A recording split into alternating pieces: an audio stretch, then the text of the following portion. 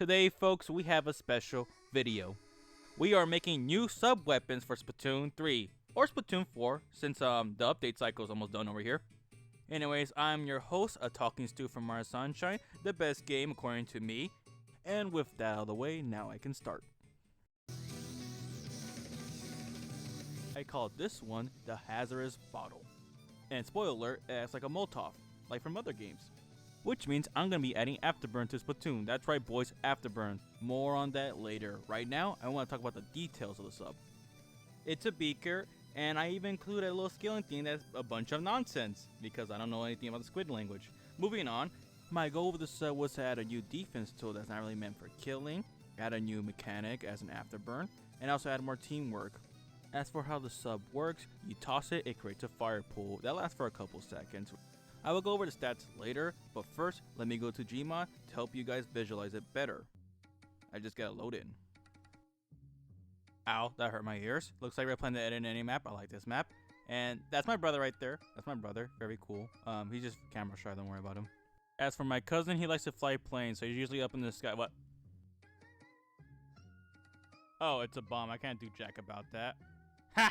It got my cousin too. Let's go. Okay, my cousin be the Molotov person, and I gotta be the cameraman. I just gotta find it. There it is. Okay, now I can start talking about this.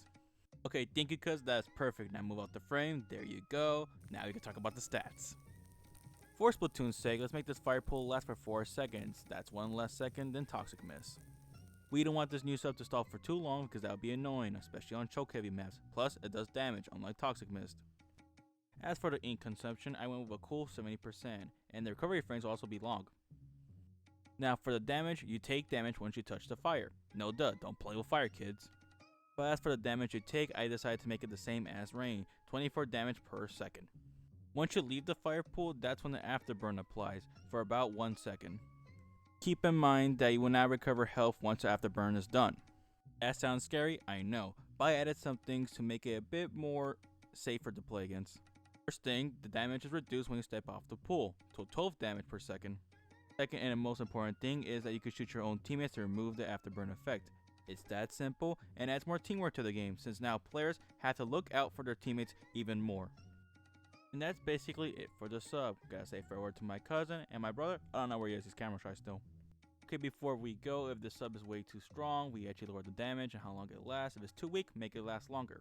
Oh yeah, and sub power does the same thing, increase how far you can toss it. Time for the next sub.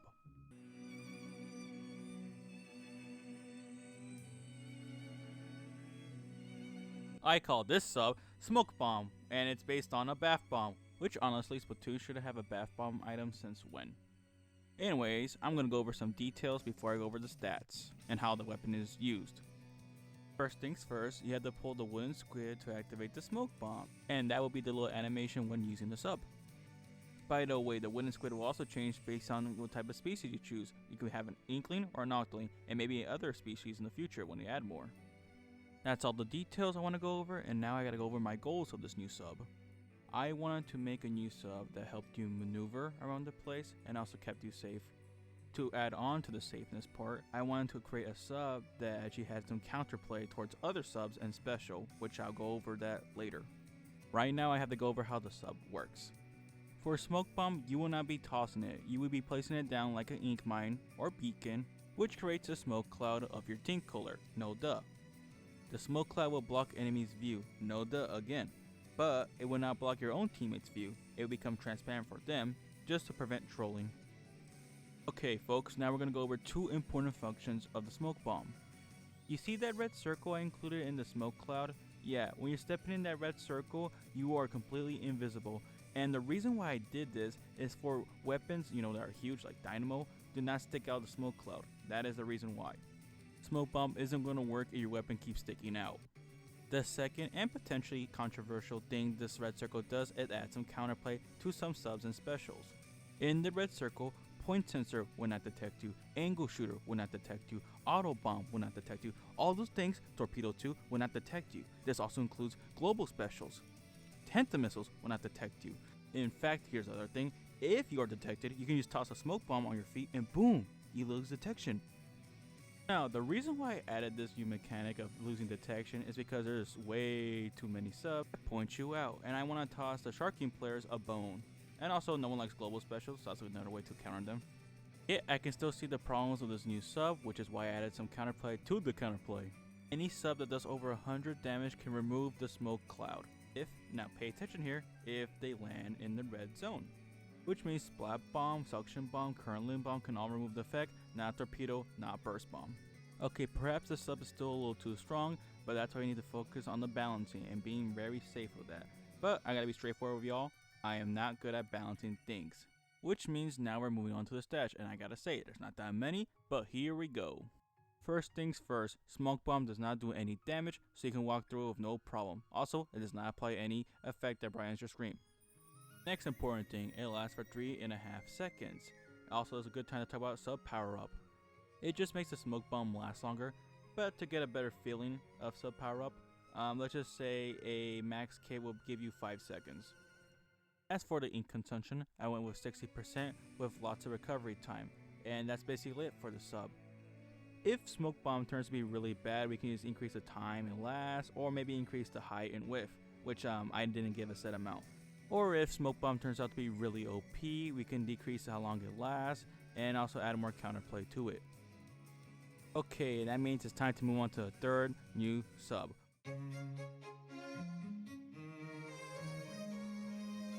I call this sub the Puffer Chaser. Now you know the drill, I'm going to go over the details first. It's a pufferfish, and I have a side angle, and you can see it has a little tail. When it moves, that tail moves. No duh, like natural pufferfish.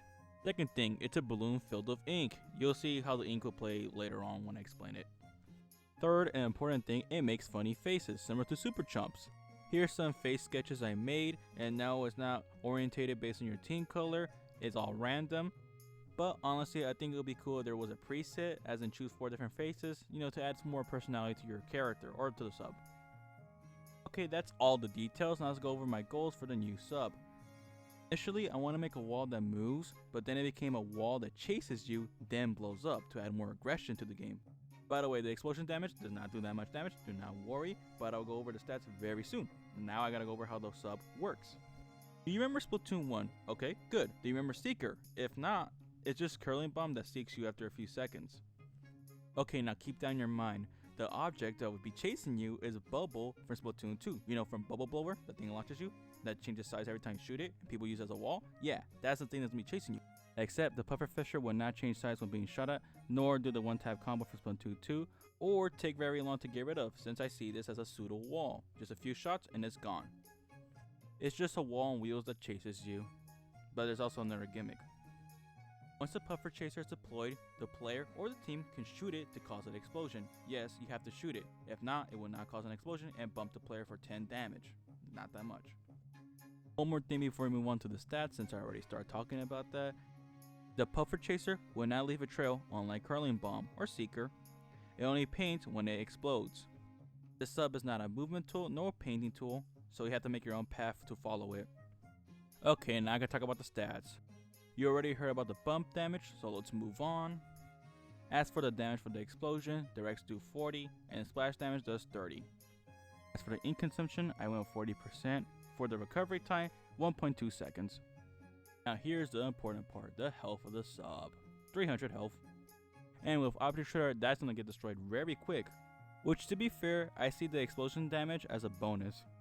But for some reason, if it doesn't get destroyed, the sub will last for 7 seconds and then poof, it's gone with no explosion. Okay, finally, the speed. It's slightly slower than the Curling Bomb. Well, that's basically it for the stats for this new sub, except for sub power up where it increased the health of the sub. But you guys gotta guess that since it has some properties of a wall. Before we move on to the final speedrun section of the video, if the Puffer Chaser turns to be really bad, decrease the ink consumption and also increase the health. The last resort will be increasing the damage, which is a bad idea since it will be annoying. Okay, the Puffer Chaser is really good. Decrease the health, increase ink consumption, and decrease the speed. Okay, now we're in the speedrun section where I'm gonna go over subs I did not finalize but I want to show for fun. Okay, the first sub, the Healing Bottle, which is basically a baby bottle that acts like Anna's healing grenade from Overwatch. When you toss at yourself or your teammates, you start the regen process immediately. But when you toss at your enemies, the enemy player will not regen health until 3 seconds has passed. Yeah, this sub idea was a little too much, which is one of the reasons why I scrapped it. Besides, Rain kinda does that now thanks to the new buff. But I continued to work on the Hero Bottle idea, and I created this new sub, the Hero Bottle 2.0. The Hero Bottle is now a stationary object that can be destroyed and also can remove effects. But this will also be scrapped as well, for the same reasons as the first one.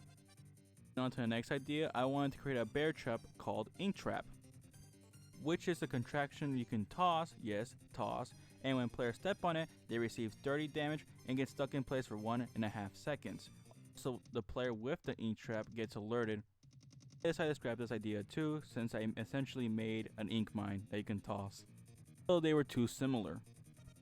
The final sub I wanted to create was a boomerang that went through walls, but I decided not to do it because many other people already made a boomerang sub, and I want to make something new. Okay folks, we just made it to the end of the video. Not gonna lie, this was very fun to do. But also, this video took very long to make. I spend the most time trying to make new ideas, trying to make something unique, but let's be honest here, nothing's original anymore. Or it's hard to be original. Anyways, let me know in the comments down below which one you liked, which one you think was broken, or if you have any questions, let me know. One more thing before I end the video. I have created other ideas for Splatoon in the past, and I do plan on making videos for those ideas as well. Like this Splatling that acts like Stingray for Splatoon 2, or this other sub idea where you spawn in an Octostamp for story mode. Or maybe this new weapon type that launches saws that bounces off walls or climbs them. By the way, I already decided that I want to work on the saw gun idea next. Anyways, you can check those ideas in my community tab, and that's basically it. Thank you for watching the video till the end, take care, and bye.